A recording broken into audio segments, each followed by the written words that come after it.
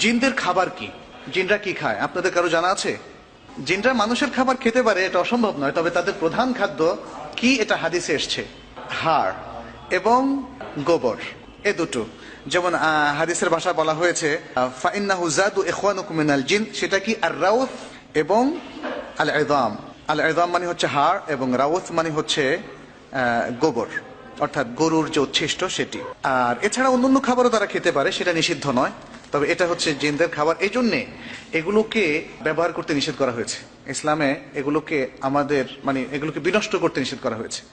যে কোনো হাড়, সাধারণত পশুর যে হাড়, আমরা যে হাড়গুলো ফেলে দেই আমাদের খাবারের পরে, সেই হাড়গুলো তাদের খাদ্য। এই জিনরা কি বিবাহ করে? তাদের কি বংশবিস্তার হয়? হ্যাঁ, সেই ইন্ডিকেশনটাও হাদিসের মধ্যে পাওয়া যায়। যেমন কোরআনের মধ্যেও পাওয়া যায়। সূরা রহমানের মধ্যে বলা হচ্ছে বেহেশতের মধ্যে যারা রয়েছে তাদের কথা, যে লাম ইয়াতমিসহুন্না ইনসুন ক্বাবলাহুম ওয়ালা জান, তাদেরকে স্পর্শ করেনি কোনো মানুষ অথবা কোনো জিন। অর্থাৎ প্রত্যেকেই এতটা নিষ্কলুষ থাকবে, চারিত্রিক কোনো অধপতন কিংবা কলুষতা তাদেরকে স্পর্শ করবে না। সেটি বোঝানোর জন্য বলা হয়েছে যে মানুষও তাদেরকে স্পর্শ করেনি, জিনও তাদেরকে স্পর্শ করেনি। তার মানে এই পৃথিবীতে মানুষ এবং জিনের মধ্যে এই প্রক্রিয়াটা আছে। এর বৈধ প্রক্রিয়াটা হচ্ছে যেমন বিবাহ। তাহলে জিনের মধ্যে মানুষের মতোই বিবাহ প্রথা রয়েছে, যেহেতু জিনের মধ্যেও বিলিভার বা মোমেন এবং আনবিলিভার এবং অমুসলিম বা যারা বিশ্বাসী নয় এরকম রয়েছে। সুতরাং বিবাহ প্রথা তো অনুসরণ করবে তারাই যারা সাধারণত বিশ্বাসী, এবং অন্য ধর্মের মধ্য থেকেও যারা আসমানি কিতাব গ্রন্থ প্রাপ্ত হয়েছিল তাদের মধ্যেও বিবাহ আছে। অবশ্য পৃথিবীর যে কোনো ধর্মের মধ্যেও বিবাহ আছে, কিংবা যারা ধর্ম মানে না তাদের মধ্যেও বিবাহ দেখা যায়। যদিও আজকাল এই প্রথাটার প্রতি অনেকেই বিরাগ ভাজন হয়ে গিয়েছেন, কিন্তু ইসলামের বিধান হচ্ছে বিবাহ প্রথাটাই হচ্ছে বংশ প্রক্রিয়া বৃদ্ধির বা দাম্পত্য সম্পর্ক স্থাপনের একমাত্র বৈধ পদ্ধতি। সেটা জিনের মধ্যে আছে এবং এভাবে জিন তাদের বংশ বৃদ্ধি করে থাকে। সে কথাটি সূরা আল কাহফের মধ্যে এসেছে, আফাতাত্তাখিযুনাহু ওয়া যুররিয়াতাহু আউলিয়া মিন দুনি ওয়া হুম লাকুম আদু। শয়তানের কথা বলা হচ্ছে যে আমাকে ছেড়ে, আল্লাহ বলছেন আমাকে ছেড়ে তোমরা কি শয়তানের সাঙ্গপাঙ্গদেরকে এবং তার বংশধরদেরকে বন্ধু হিসাবে গ্রহণ করবে, অথচ তারা তোমাদের জন্য শত্রু।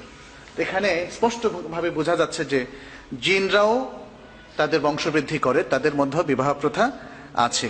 এই নিয়ে আরো অনেকগুলো বিষয় আছে, যেমন তারা কি খায়, তারা আদৌ খায় কিনা, এখানে নানা ধরনের গবেষণা আছে। কারো কারো মত যে না, তারা কিছু খায় না, কিন্তু আমরা স্পষ্ট হাদিস থেকে জানলাম যে না, তাদেরও খাদ্য আছে।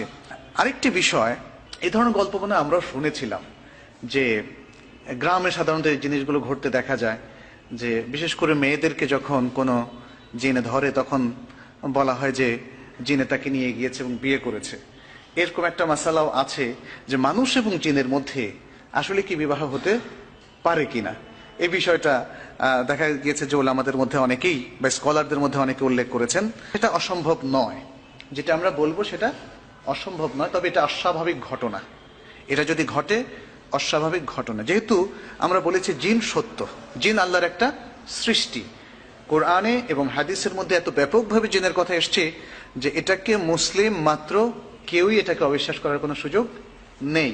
এবং যে কথা আমরা বলেছি যে জিন শুধু আপনি দেখতে পাচ্ছেন না, অথবা আপনি কখনো অনুভব করেননি, অথবা আপনার সামনে জিনের কোনো আলামত প্রকাশ পায়নি, শুধু সে কারণে আপনি জিনকে অস্বীকার করবেন, এটা কোনো যুক্তি হতে পারে না। বরং যেহেতু জিনের অস্তিত্বের এভিডেন্সটা আমাদের কাছে আছে ওহির মধ্যে, অতএব সেটাকে বিশ্বাস করতে হবে। এখন জিন এবং মানুষের মধ্যে বিবাহ হয় কিনা এই প্রসঙ্গে কথা হচ্ছে যে এটা হতে পারে, হতে পারে, অসম্ভব নয়। তবে এর মধ্য দিয়ে বংশবৃদ্ধি হওয়ার কোনো ঘটনার নজির আমাদের কাছে নেই। এই জিনদের কত বছর তারা বাঁচে এবং তাদেরকে মৃত্যু হয় কিনা, আমরা দেখি যে জিনদের একটা দীর্ঘ বয়স আছে, তারা সেটা পেয়ে থাকে। এর মধ্যে সূরা আরাফের মধ্যে ইবলিস যে জিনদের অন্তর্ভুক্ত ছিল, সে যখন আল্লাহর কাছে বলল আনযিরনি ইলা ইয়াউমি ইউবআথুন, হে আল্লাহ, আমি এই মানব প্রজাতি যাদেরকে সিজদা না করার কারণে আজকে আমার এই দুর্দশা, তাদেরকে বিভ্রান্ত করার অনুমতি তোমার কাছে চাচ্ছি, এবং এই অনুমতি চাচ্ছি যে আমাকে এই মিশনে মানে কিয়ামত পর্যন্ত থাকার আমাকে অবকাশ দাও।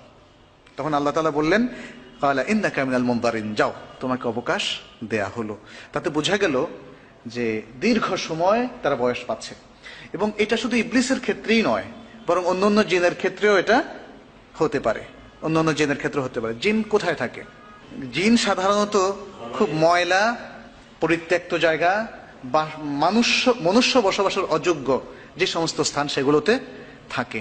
এমনকি তারা হাম্মামের মধ্যেও থাকে। আমরা অনেক গল্প শুনেছিলাম আমি যখন মদিনায় ছিলাম, মানে যারা ফেস করেছে এরকম কিছু সিচুয়েশন তাদের কাছে শোনা, আমি নিজে প্রুভ করিনি সেটা। সেটা হচ্ছে যে হাম্মামের মধ্যে, অর্থাৎ যেমন মক্কা থেকে মদিনা যাওয়ার পথে যেখানে স্ট্র্যান্ডেড এরিয়া, একদম আইসোলেটেড, মানুষ থাকে না, কিন্তু হঠাৎ করে কোনো পথিক এসে সে হাম্মামটা ব্যবহার করে, এই ধরনের জায়গাগুলোতেও প্রচুর জিন থাকে এবং এরকম অনেক ঘটনা আমরা সেখানে শুনেছি। যাই হোক, হাম্মামে যে জিন থাকে এই জন্যই কিন্তু আমাদেরকে শিখিয়ে দেওয়া হয়েছে একটা দোয়া, আল্লাহুম্মা ইন্নী আউযু বিকা মিনাল খুবসি ওয়াল খাবাইস। এটা কিন্তু জিন সম্পর্কে বলা হচ্ছে, শয়তান জিন। এই নিকৃষ্ট জায়গাগুলোতে থাকে সাধারণত শয়তান জিন, আর ভালো জিনেরা থাকে ভালো জায়গাতে, মসজিদে, হারামে, কিংবা অন্যান্য ভালো ভালো বড় বড় মসজিদে ইত্যাদি ভালো জায়গাগুলোতে, যেখানে সাধুরা থাকেন, ভালো লোকেরা থাকেন। তাহলে এই যেহেতু ম্যাক্সিমাম জিনই খারাপ, মানুষের মধ্যেও অধিকাংশ লোকই মিসগাইডেন্সের মধ্যে আছে, অতএব ঠিক মানুষও যেমন ধরেন আজকাল মসজিদের চাইতে ক্লাব, তারপরে যেখানে ড্যান্স হয়, যেখানে কনসার্ট হয়, সেখানে দেখবেন স্টেডিয়াম ভর্তি লোক, তাই না? মানুষও বেশি থাকে। জিনদের মধ্যেও তাই, তারা ময়লা জায়গাতে বেশি থাকে, কারণ তারা ম্যাক্সিমামই হচ্ছে মিসগাইডেড, ম্যাক্সিমাম জিন ম্যাক্সিমাম মানুষের মতোই। তো এই জন্য যে যেমন ধরেন নতুন কোনো জায়গাতে যারা যাবেন তাদের জন্য কিন্তু সুন্দর দোয়া শিখিয়ে দেওয়া হয়েছে, রব্বে আনজিলনি মুনজালাম মুবারাকা ওয়া আনতা খায়রুল মুনজিলিন। হে আল্লাহ, একটা বরকতময় জায়গায় তুমি আমাকে নামাও, অবতরণ করাও, আর তুমি তো সবচেয়ে ভালো অবতরণকারী, মানে অবতরণ করাও সেই সত্তা। তো সুতরাং এই যে দোয়াগুলো আমাদেরকে শিখে দেওয়া হচ্ছে, এবং কোনো হাম্মামে বা টয়লেটে যাওয়ার আগে দোয়াগুলো শিখে দেওয়া হচ্ছে, যাতে করে জিনের যে কোনো অমঙ্গল থেকে আমরা বেঁচে থাকতে পারি।